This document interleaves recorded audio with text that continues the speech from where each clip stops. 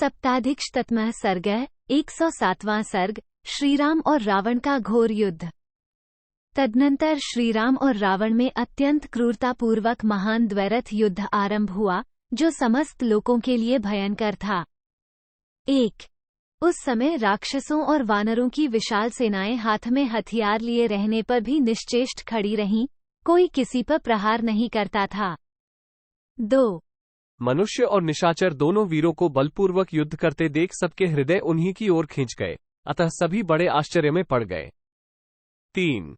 दोनों ओर के सैनिकों के हाथों में नाना प्रकार के अस्त्र शस्त्र विद्यमान थे और उनके हाथ युद्ध के लिए व्यग्र थे, तथापि उस अद्भुत संग्राम को देखकर उनकी बुद्धि आश्चर्यचकित हो उठी थी, इसलिए वे चुपचाप खड़े थे, एक दूसरे पर प्रहार नहीं करते थे।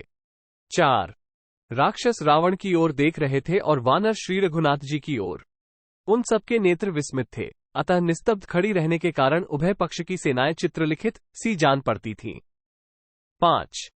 श्रीराम और रावण दोनों ने वहां प्रकट होने वाले निमित्तों को देखकर उनके भावी फल का विचार करके युद्ध विषयक विचार को स्थिर कर लिया था। उन दोनों में से एक दूसरे के प्रति अमर्ष का भाव दृढ़ हो गया था, इसलिए वे निर्भय से होकर युद्ध करने लगे। 6।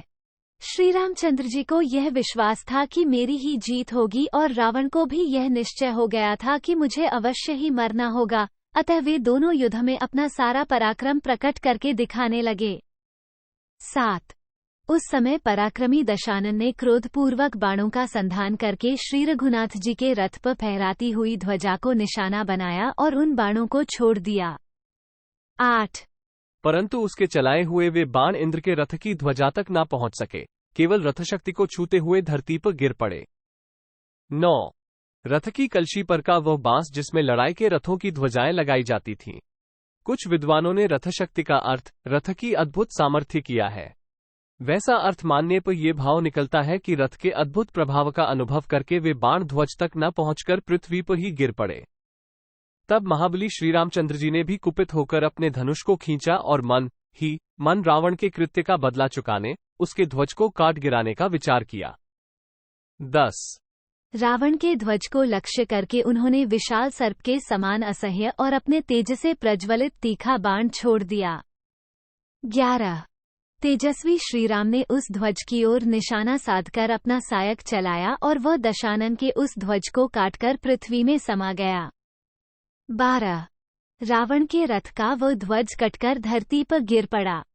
अपने ध्वज का विध्वंस हुआ देख महाबली रावण क्रोध से जल उठा और अमर्ष के कारण विपक्षी को जलाता हुआ सा जान पड़ा। वह रोष के वशीभूत होकर बाणों की वर्षा करने लगा। 13, 14। रावण ने अपने तेजस्वी बाणों से श्रीरामचंद्र जी के घोड़ों को घायल करना आरंभ किया, परंतु वे घोड़े दिव्य थे, इसलिए न तो लड़खड़ाए और न अपने स्थान से विचलित ही हुए। वे पूर्ववत स्वस्थचित बने रहे, मानो उन पर कमल की नालों से प्रहार किया गया हो। 15:1/2। उन घोड़ों का घबराहट में न पड़ना देख रावण का क्रोध और भी बढ़ गया। वो पुनः बाणों की वर्षा करने लगा। गदा, चक्र, परिघ, मूसल, पर्वत, शिखर, वृक्ष, शूल, फरसे तथा माननिर्मित अन्यान्य शस्त्रों की वृष्टि करने लगा। उसने हृदय में थकावट का अनुभव न करके सहस्रों बाण छोड़े। 16, 18। युद्धस्थल में अनेक शस्त्रों की वह विशाल वर्षा बड़ी भयानक, तुमुल, त्रासजनक और भयंकर कोलाहल से पूर्ण थी। 19। वह शस्त्र वर्षा श्रीरामचंद्र जी के रथ को छोड़कर सब ओर से वानर सेना के ऊपर पड़ने लगी। दशमुख रावण ने प्राणों का मोह छोड़कर बाणों का प्रयोग किया और अपने सायकों से वहां के आकाश को ठसाठस भर दिया। 20:1/2।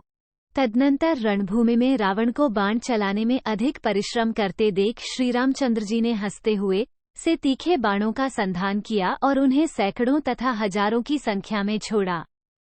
21, 22। उन बाणों को देखकर रावण ने पुनः अपने बाण बरसाए और आकाश को इतना भर दिया कि उसमें तिल रखने की भी जगह नहीं रह गई। उन दोनों के द्वारा की गई चमकीले बाणों की वर्षा से वहां का प्रकाशमान आकाश बाणों से बद्ध होकर किसी और ही आकाश सा प्रतीत होता था। 23:1/2। उनका चलाया हुआ कोई भी बाण लक्ष्य तक पहुंचे बिना नहीं रहता था, लक्ष्य को बेधे या विदीर्ण किए बिना नहीं रुकता था तथा निष्फल भी नहीं होता था। इस तरह युद्ध में शस्त्र वर्षा करते हुए श्रीराम और रावण के बाण जब आपस में टकराते थे तब नष्ट होकर पृथ्वी पर गिर जाते थे। 24-25 वे दोनों योद्धा दाएं बाएं प्रहार करते हुए निरंतर युद्ध में लगे रहे। उन्होंने अपने भयंकर बाणों से आकाश को इस तरह भर दिया कि मानो उसमें सांस लेने की भी जगह नहीं रह गई। 26 श्रीराम ने रावण के घोड़ों को और रावण ने श्रीराम के घोड़ों को घायल कर दिया। वे दोनों एक दूसरे के प्रहार का बदला चुकाते हुए परस्पर आघात करते रहे। 27 इस प्रकार वे दोनों अत्यंत क्रोध से भरे हुए उत्तम रीति से युद्ध करने लगे। 2 घड़ी तक तो उन दोनों में ऐसा भयंकर संग्राम हुआ जो रोंगटे खड़े कर देने वाला था। 28 इस प्रकार युद्ध में लगे हुए श्रीराम तथा रावण को संपूर्ण प्राणी चकित चित्त से निहारने लगे। 29 उन दोनों के वे श्रेष्ठ रथ तथा उसमें बैठे हुए रथी समरभूमि में अत्यंत क्रोधपूर्वक एक दूसरे को पीड़ा देने और परस्पर धावा करने लगे। 30 एक दूसरे के वध के प्रयत्न में लगे हुए वे दोनों वीर बड़े भयानक जान पड़ते थे। उन दोनों के सारथी कभी रथ को चक्कर काटते हुए ले जाते, कभी सीधे मार्ग से दौड़ाते और कभी आगे की ओर बढ़ाकर पीछे की ओर लौटाते थे। इस तरह वे दोनों अपने रथ को हाँकने में विविध प्रकार के ज्ञान का परिचय देने लगे। 31-1/2 श्रीराम रावण को पीड़ित करने लगे और रावण श्रीराम को पीड़ा देने लगा। इस प्रकार युद्ध विषयक प्रवृत्ति और निवृत्ति में वे दोनों तदनुरूप गतिविधि का आश्रय लेते थे।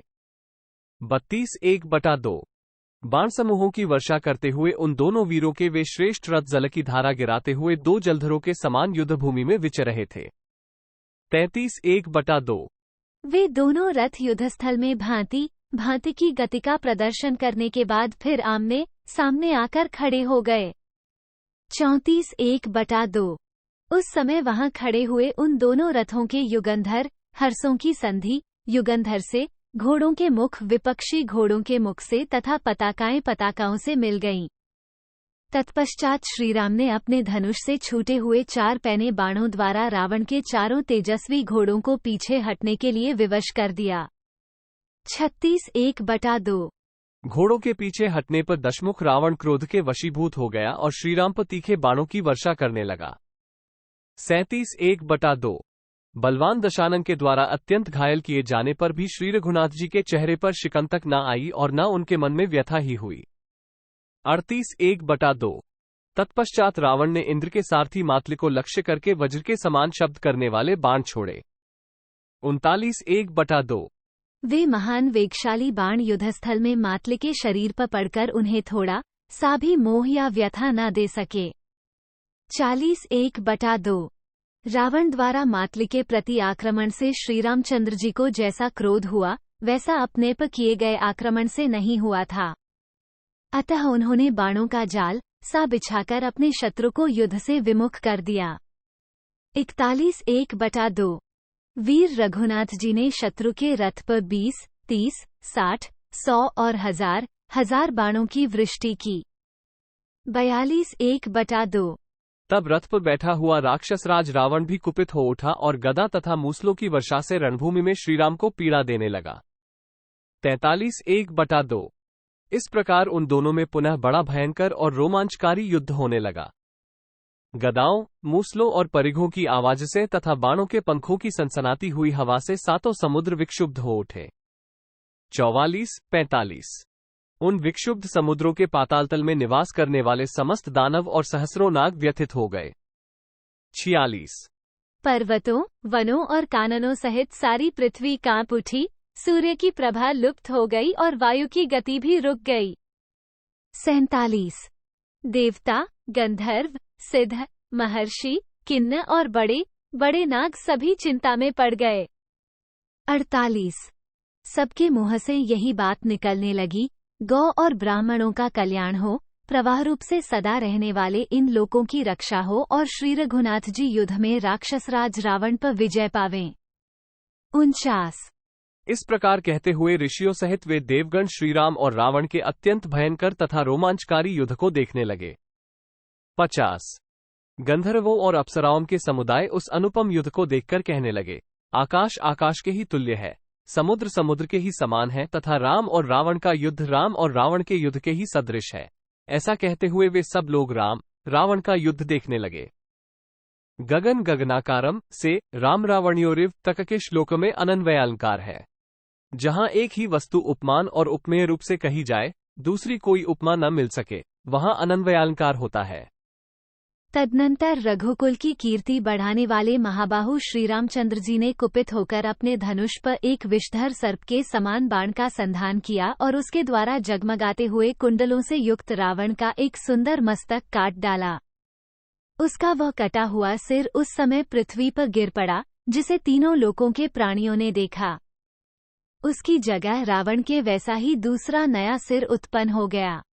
शीघ्रतापूर्वक हाथ चलाने वाले शीघ्रकारी श्रीराम ने युद्धस्थल में अपने सहायकों द्वारा रावण का वह दूसरा सिर भी शीघ्र ही काट डाला। 55:1/2। उसके कटते ही पुनः नया सिर उत्पन्न दिखाई देने लगा, किंतु उसे भी श्रीराम के वज्रतुल्य सहायकों ने काट डाला। 56:1/2। इस प्रकार एक से तेज वाले उसके 100 सिर काट डाले गए, तथापि उसके जीवन का नाश होने के लिए उसके मस्तकों का अंत होता नहीं दिखाई देता था। तदनंतर कौसल्या का आनंद बढ़ाने वाले संपूर्ण अस्त्रों के ज्ञाता वीर श्रीरामचंद्र जी अनेक प्रकार के बाणों से युक्त होने पर भी इस प्रकार चिंता करने लगे। अहो, मैंने जिन बाणों से मारीच, खर और दूषण को मारा, क्रौंच वन के गड्ढे में विराट का वध किया, दंडकारण्य में कबंध को मौत के घाट उतारा, साल वृक्ष और पर्वतों को विदीर्ण किया, वाली के प्राण लिए और समुद्र को भी क्षुब्ध कर दिया। अनेक बार के संग्राम में परीक्षा करके जिनकी अमोघता का विश्वास कर लिया गया है, वे ही ये मेरे सब सहायक आज रावण के ऊपर निस्तेज कुंठित हो गए हैं। इसका क्या कारण हो सकता है? इस तरह चिंता में पड़े होने पर भी श्री रघुनाथ जी युद्धस्थल में सतत सावधान रहे। उन्होंने रावण की छाती पर बाणों की झड़ी लगा दी। 62।